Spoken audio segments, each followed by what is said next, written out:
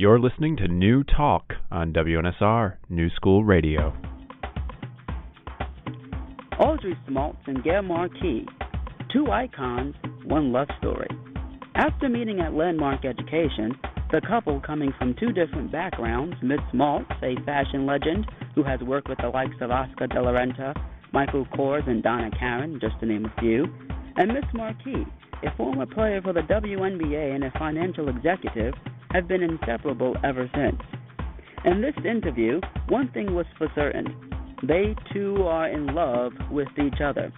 This is a true love story, and one that pretty much says that no matter where you come from, love will always prevail.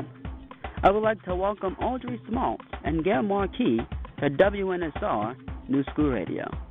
Please tell me how you guys met from totally two different worlds. Well, we both went to Landmark Education, and I was on the track for communication and leadership, and I think Audrey was on the track for introduction leaders. I was an introduction leader about the forum to people who had never heard of the forum, and that's what I was in training. It was a very intense course. That was mine.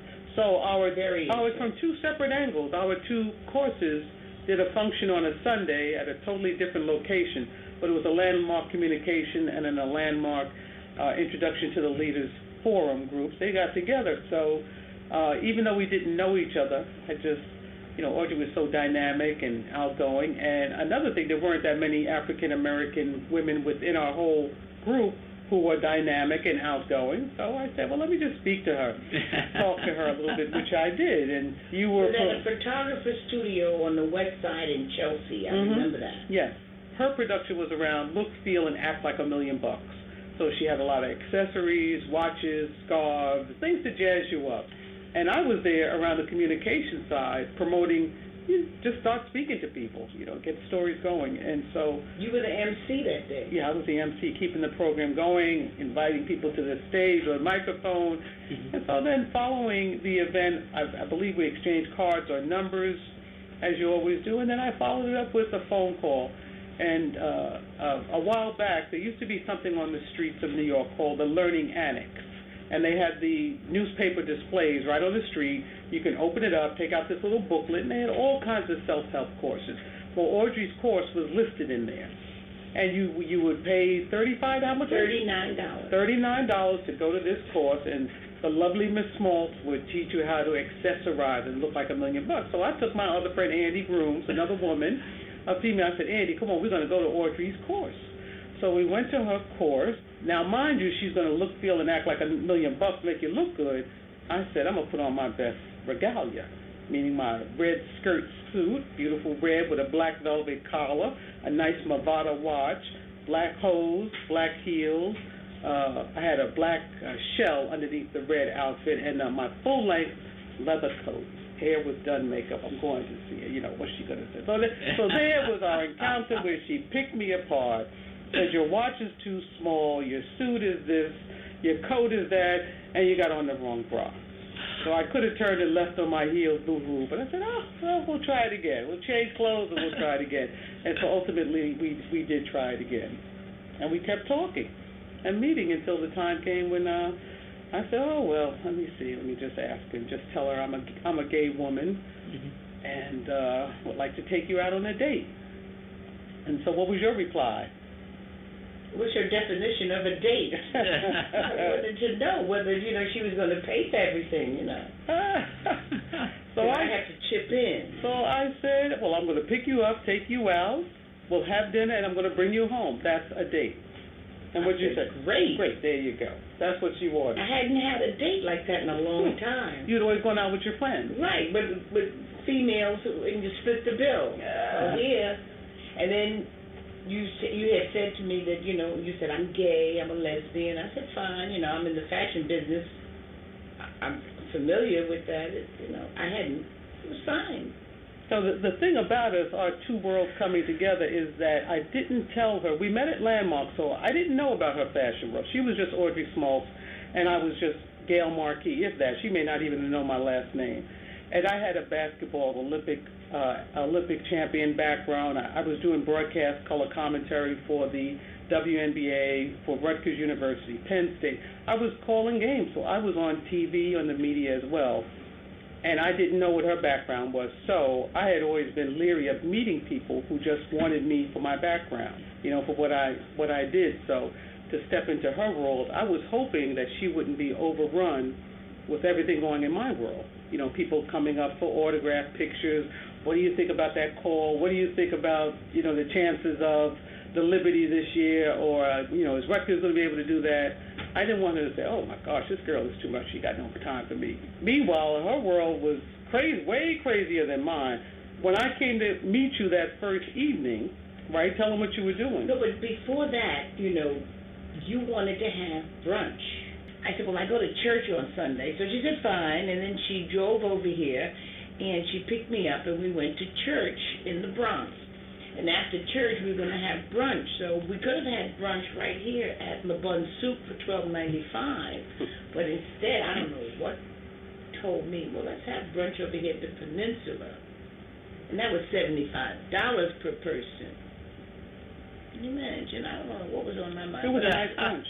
It was a fabulous brunch. Plus, it was very elegant, and it was just, and that's how I got to know who she was, because I had no idea who she was. Anyway, maybe I told you about me, but you did most of the talking, I believe, because usually I do most of the talking. Well, you wanted me to. I wanted to know who she was. Wanted, it was very interesting. And then I was in the midst of putting on a big fashion show for Sears in Miami. So this house, we had racks, we had boxes and luggage. So when Gail came to take me out on my date, this place was total confusion. It was May 1st, 1999. And it was just a lot of people in here. We tried to pack up, and I said, well, come on out on the terrace and we'll have some champagne. But by this time, about 5:30, 6 o'clock. Right. It was still light out. It was gorgeous. It was a wonderful day. I knew we could go casual, but you were shocked I had a pair of jeans. But I had on a great Ralph Lauren double-breasted blazer. Yes. Nice shirt, sharp. We had champagne here, and then you drove me in your Honda. It was a beige Honda. Yes. So in taking her out to dinner, the best views of New York City are in New Jersey. So there was a restaurant there on the waterfront of New Jersey looking at New York City. So picked her up here off of Fifth Avenue and went right through the Holland Tunnel, came out right on that side, Weehawken, New Jersey, and there's a restaurant there. It was at the Sheraton Hotel at the time. But Spirito Grill, right on the waterfront, great view of New York City, the Empire, the Chrysler Buildings. So that's where we had our first date. Just got a chance to talk and relate to each other. We talked. We talked for a good long time. We came out, it was dark by then, and there was a full moon hanging out there. If I like to tell people, I paid extra for the full moon that night, just to impress. And instead of hopping right back in the car and driving back to New York, we went up the Hudson River side. We stayed in Weehawken and just up on the New Jersey side, up toward the George Washington Bridge, went across the bridge, came back down the West Side Highway, and West Side Highway made my turn around 57th Street and pulled up in front of her apartment. And it was after midnight by then, so we had talked a good long time, had a nice first date. And then she said, aren't you coming up? For nightcap. It was after midnight on our first date. I said, no, I'm not going upstairs. I thought it was a bit forward of her. So I said no. I just dropped her off. I just wanted to make sure she got in okay. And then she said, well, aren't you going to kiss me goodnight? Wasn't she very far forward? And I said I wanted to kiss you hello, but this house was in chaos. I didn't mean that. I just said I wanted to kiss you hello. So we had our first kiss there in the car, and then she scampered off, and I just looked to make sure she got into her building and into the elevator safely. And as I mentioned, then I pulled down the visor in my car and looked in the mirror just to make sure that her lipstick was on my lipstick. And then we and that was the first time I kissed a woman that way, like that. And I said, woo. I felt something as if the same reaction if you would kiss a man. I couldn't imagine it. Wow. And that was May 1st, 1999. And then I left the next morning. I left for Miami, and we kept calling each other. We've been speaking every day ever since. Every day we would speak. Now, fast forward to the decision to get married. This is your first marriage? Yes. And your first marriage? To a woman. To a woman. Yeah. I've been married. I got married in 1969, 42 years ago. Oh, wow. So this is and you were married for how long? 18 months. Okay. So this was something that was important to you, Ms. Marquis, to get married. Yes, marriage was. And my accountant even said it'd probably be beneficial if you two had a civil union, to help your taxes, to help your deductions, and that's not why you get married, for taxes and deductions. So I never did the civil union. I probably paid more in taxes. So when New York State finally got it approved, I said, we got to do this year, 2011, before they change their mind. It's in California, right? And it did have change in mind. So that was July, and Audrey in the fashion and all, she's so busy, and Fashion Week is in September. I said, when are we going to do this married? I got to tell people. And she said, we're not doing it. We'll go to the Justice of the Peace. I said, oh, no, we're not doing that. So now I just said, let me start planning. Go to City Hall. I don't want to do that. So Audrey loves Central Park, as do I, but she really loves Central Park. She walks it all the time. I love Central Park. You have to get a permit.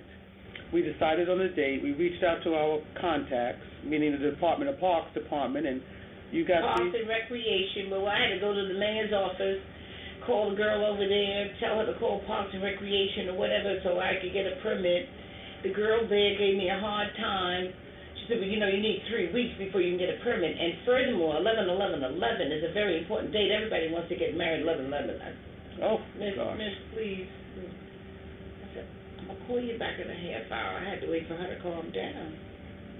So I called her back, and then she said, okay, Miss Smaltz, there's an area in the park. We call it the pool. And I had my map right there. I said, what street? She said, 100th Street. I got it. I know exactly where. I said, get married there? She said, yes. She said, but you have to fill out an application. You have to do this. You do this. Costs $25. I said, okay, miss. And then I put on my sneakers and everything, and I got out of here so fast. Patricia said she never told everybody to get out of get ready. I walked up there just so I could see. And I took the 100th Street and walked all around. Ooh, this place is fabulous. Beautiful. And then I realized many years ago, when I walked through the park, I always liked that place for the weeping willows. Maybe 30 years ago, I used to walk with a friend named Isabel Felton. And we used to like to look at this pond in the wintertime because the weeping willow trees are always there, but none of the other trees are there. And we just see, wouldn't that be a nice place to get married? We used to just say that. And here, 30-odd years later, able to get that space. The space that I've been looking at all along. It just came together. Now, who proposed to who? I did. You proposed. How did that happen? I don't know. It kind of came up in conversation. I really don't remember. She remembered that I proposed to her. Yeah. So how did it happen, Miss Marquis? Probably it was in conversation, just kind of late night talking, because, again, this was probably in 1999 she proposed, so there was no marriage then. We should get married. Will you marry me? I said, make an honest woman of me. That's what she's saying to me. And I said, yes, I will. As soon as they make it legal, I'll do that. So that was still in 99. That was years ago. We're just very blessed. To that point, did you guys experience any negative vibes or hatefulness because of your choice to be lesbians? When I realized I was in love with this woman, it was almost immediately. I figured that out. It was in May. I met her in February, but by May, I said, wow. That was the first thing. It scared me. It really did. So I said, well, let me just get on the phone. I called all of my friends, and a couple of them said, this is some kind of fling. Call me back in a year. This is not going to happen. And another friend said, oh, my God, how could you? Oh, I think that's so terrible. I said, well, I'll hang up on you. And the third friend really thought it was the most outrageous thing she had ever heard. And these were my friends, these three friends who went off on me. One came around, she's okay. The other one, her daughter, who's my goddaughter, said, "Oh, Mom, you need to knock it off. So she's finally, and then there's just this one girl left out there. And I feel sorry for her. I miss her too. This one, and I've known her since I was 16. And she just thought that was the most horrendous thing that could have possibly happened. But these same people who think this is bad, these are the same people that go out with married men. So there's a hypocrisy there, there's a hypocrisy there. My family took to her pretty much right away. I don't think, it was funny, before they ever met her, and I hadn't come out to some of the older aunts, they had some derogatory things to say. If they might read an article in a newspaper, look at these gays are doing this, look at this. But then, once I bring Audrey to the house as my good friend, and our relationship evolves, it's like, give my love to Audrey. Mm-hmm. So that's always we finally told everybody. We were in Atlanta. Mm-hmm. We had a family reunion. Yes. And I said, Gail, you just have to come right out and let them know, because they know. Yeah. I want to hear you tell them. So I did. And they said, oh, we know. Uh-huh. We're a couple. So for me, a lesbian woman, and Audrey will tell people, what do you usually tell people? Oh, I'm not a lesbian. I'm in love with a lesbian. And I said, do I look like a lesbian? Do I act like a lesbian? No, because your concept of a lesbian is not me. That's your problem, not mine, right? I love this woman. This is the woman I love. Mm-hmm. Yeah, we don't really, if you see us in real life, we don't really fit that image that some people might have. People have an image. It was just two women in love. It wasn't any kind of tags that you might put on a certain type of person. And sometimes we go to basketball games, some of those girls, I say, oh my God, those girls look so bad. We always look bad, the lesbians. And I get furious. They look horrible. They look T-shirt, something. It's always. So we always look nice together. We always look comfortable. I look nice. I just got cold. I put this turtleneck on. Do you know it's not necessary to wear a suit and tie? That's not always nice. But it's not necessary for when the girls go to the basketball game. They try to look as bad as they can possibly look. I said, look at this one. Does she look in the mirror today? And no. I always tell Audrey, look at the game. Focus on the game. I am so busy looking. Why do they give us a bad name? Mm-hmm. But I think that's why people also like us. They enjoyed our story. That was in the Sunday Times. Lipstick lesbians, they call us. Some people. Oh, okay. They like that. We're too feminine. We're just two women in love. There you go. Two women in love with each other, and everybody wants to be with us. They like to hang out with us. We have a good time. We have a good time. Mm-hmm. Now, for those who don't know, Ms. Smaltz, you have had a phenomenal career. You are considered a fashion icon. Do you give Ms. Marquis tips on how she dresses? Yes, indeed. Tips. You're being too kind. Are you kidding? I wouldn't call it tips. What would you call it, Gail? Are you going to wear that? You're not leaving the house in that, are you? That's not a tip. She can go over the top. I don't go over the top at all, but she's in fashion. When she goes to the gym, she carries a Louis Vuitton bag and she puts a little towel and water in there. I would never do that. I'm an athlete. I carry a gym bag and put my sneakers or track shoes, whatever, in my bag. When I met her, she had maybe 200 T-shirts and about 50 pairs of sneakers. Athletes, you can't help. You have all kinds of shoes. And how many shoes do you have? I don't have a lot of shoes. You have a lot of shoes, no, Audrey. I really don't. Boots and shoes. You have shoes here. 12. You have shoes up in the attic, remember? You have shoes. She has shoes. And as an athlete, you have... I don't have a lot of shoes.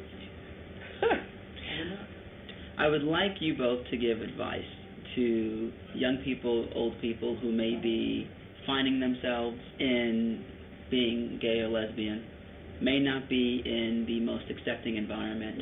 What would you say to people who are struggling? You really need to be honest with yourself. You have to trust yourself. And then those people who don't accept you, you don't need them in your life. You want to be accepted, and you don't want to be tolerated. Mhm. And I think I would also add to what Audrey is saying, advice, and I wouldn't just say it for gay and lesbians. I would just say swing out there. And we have plenty of friends who are straight who have no one. And I often tell them, just swing out there. We already know what you can do. You've been doing the same thing for the last 30 years, and you haven't met anybody. We just came back from a wedding. We were at a wedding over the weekend, and I told Audrey's nephew, who's my nephew now, I said, this is the perfect place just to speak to people. Yes. Come from nothing at all. I had no agenda, nothing sexual. All I wanted just to is not even to be a friend. It's just to speak. Whether you're gay or straight, swing out there, be yourself. You got to be comfortable in your own skin. At a time, I was not comfortable in my skin, and I think maybe a lot of gay and lesbians go through that. Yes. Sometimes you see it in the younger ages where they try to come out and they're overpowered with the whole bullying thing. So it's just something that finally had to evolve. And then once I got comfortable with it, then I had to make sure I'm comfortable with family and friends, and I was more comfortable with friends, and those were only gay and lesbian friends. Now you have to move into the straight world, be comfortable, and let them be comfortable. It has to go, and respectful, not tolerating, but respectful. Well, I have to thank you guys for agreeing to do this interview with me. It really is a true love story. Thank you. So I thank you guys for taking the time out. Thanks for listening. This is Roy Paul for WNSR New School Radio.